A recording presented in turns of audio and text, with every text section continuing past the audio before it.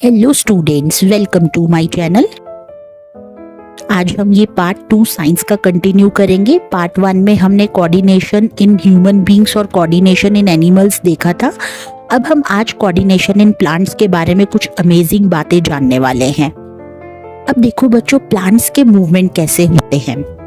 Animals के पास जो है वो नर्वस सिस्टम और मसल्स होते हैं, पर प्लांट्स के पास तो ये सब नहीं होता, तो वो कैसे रिस्पॉन्ड करते हैं। अब बच्चों, प्लांट्स जो है वो दो तरीके के मूवमेंट शो करते हैं। सबसे पहला है कि ग्रोथ इंडिपेंडेंट मूवमेंट्स, जैसे टच मी नॉट प्लांट, छुई मुई होता है ना, उसके पत्ते टच करने पर जल्दी से फोल्ड हो जाते हैं और झुक जाते हैं। इसमें ग्रोथ इन्वॉल्व नहीं होती है। प्लांट्स इंफॉर्मेशन कम्युनिकेट करने के लिए इलेक्ट्रिकल केमिकल मीन्स यूज करते हैं, बट एनिमल्स की तरह स्पेशलाइज्ड टिश्यू नहीं होते। प्लांट सेल्स अपनी शेप चेंज करने के लिए पानी की क्वांटिटी बदलते हैं, जैसे कि स्वेलिंग या फिर श्रिंकिंग से। दूसरे आते हैं आपके ग्रोथ डिपेंडेंट मूवमेंट्स। ये तो थे ग्रोथ इंडिपेंडेंट मूवमेंट्स। अब ग्रोथ डिपेंडेंट मूवमेंट्स में क्या होता है, ये मूवमेंट्स ग्रोथ की वजह से होते हैं और बहुत ज्यादा स्लो होते हैं।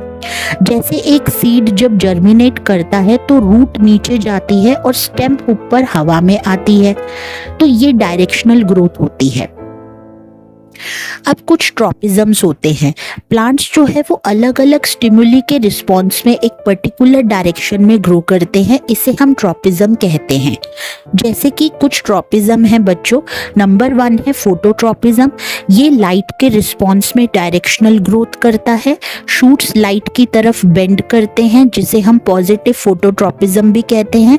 और रूट्स जो है वो लाइट से दूर बेंड करते हैं, इसे हम नेगेटिव फोटोट्रॉपिज्म कहते हैं। आप ऐसे भी याद रख सकते हैं, फोटोट्रॉपिज्म यानी कि फोटोसिंथेसिस, जो कि सनलाइट की हेल्प से होता है। दूसरा आता है जियोट्रॉपिज्म। जियो से बच्चों आप याद रख सकते हैं जी फॉर ग्रेविटी। ग्रेविटी के रिस्पॉन्स में जब प्लांट की ग्रोथ होती है तो उसे हम जियोट्रॉपिज्म बोलते हैं। रूट्स हमेशा नीचे यानी कि ग्रेविटी की तरफ ग्रो करते हैं और शूट्स हमेशा ऊपर यानी कि ग्रेविटी से दूर रिस्पॉन्स करते हैं। थर्ड आता है आपका हाइड्रोट्रॉपिज्म। हाइड्रा मतलब बच्चों पानी होता है, तो आप इससे याद रखें कि पानी के रिस्पॉन्स में जो प्लांट की ग्रोथ होती है उसे हम हाइड्रोट्रॉपिज्म बोलते हैं। और लास्ट आता है आपका बच्चों कीमोट्रॉपिज्म। कीमो से आपको याद रखना है केमिकल्स। केमिकल्स के रिस्पॉन्स में जो प्लांट्स की ग्रोथ होती है, इसका एग्जाम्पल है पॉलन ट्यूब्स का ओव्यूल्स की तरफ ग्रो करना। अब कुछ केमिकल मैसेंजर्स होते हैं बच्चों प्लांट के, जिन्हें हम प्लांट हार्मोन्स बोलते हैं। प्लांट्स जो हैं वो केमिकल कम्युनिकेशन भी यूज करते हैं, जिसके लिए उनके पास प्लांट हार्मोन्स होते हैं। ये कंपाउंड सेल के अराउंड डिफ्यूज होकर इंफॉर्मेशन ट्रांसमिट करते हैं। प्लांट हार्मोन्स जो है वो ग्रोथ, डेवलपमेंट और एनवायरनमेंट रिस्पॉन्सेस को कोऑर्डिनेट करते हैं। ये जहां बनते हैं वहां से दूर एक्ट करते हैं। जैसे फॉर एग्जाम्पल, सबसे पहला है ऑक्सिन, वेरी इंपॉर्टेंट। ऑक्सिन में क्या होता है, शूट टिप पर बनता है और सेल्स को लंबा करने में हेल्प करता है। जब लाइट एक तरफ से आती है तो ऑक्सिन शेडी साइड की तरफ डिफ्यूज होता है, जिससे वो साइड ज्यादा ग्रो करती है और प्लांट लाइट की तरफ बेंड हो जाता है। दूसरा आता है गिबरेलिन्स। ये स्टेम की ग्रोथ में हेल्प करते हैं, ऑक्सिन्स की तरह ही होते हैं। तीसरा आता है साइटोकाइनिन। ये सेल डिवीजन को प्रमोट करते हैं, इसलिए ये रैपिड सेल डिवीजन वाले एरियाज जैसे फ्रूट्स और सीड्स में ज्यादा होते हैं। नेक्स्ट आता है आपका एबिसिक एसिड। ये ग्रोथ को इनहिबिट करता है यानी कि रोकता है, जैसे कि पत्तों का मुरझाना, विल्टिंग ऑफ लीव्स, इसका इफेक्ट होता है। तो ये जितने भी प्लांट हार्मोन्स हैं बच्चों, इनके फंक्शंस आपसे पूछे जा सकते हैं और इनफैक्ट फंक्शन पूछ के आपको नाम आइडेंटिफाई करने होते हैं। अब हम पढ़ते हैं हार्मोन्स इन एनिमल्स। केमिकल कोऑर्डिनेशन कैसे होता है एनिमल्स में। एनिमल्स में भी केमिकल सिग्नल्स यानी कि हार्मोन्स इंफॉर्मेशन ट्रांसमिशन के लिए यूज होते हैं। ये एंडोक्राइन सिस्टम का पार्ट है।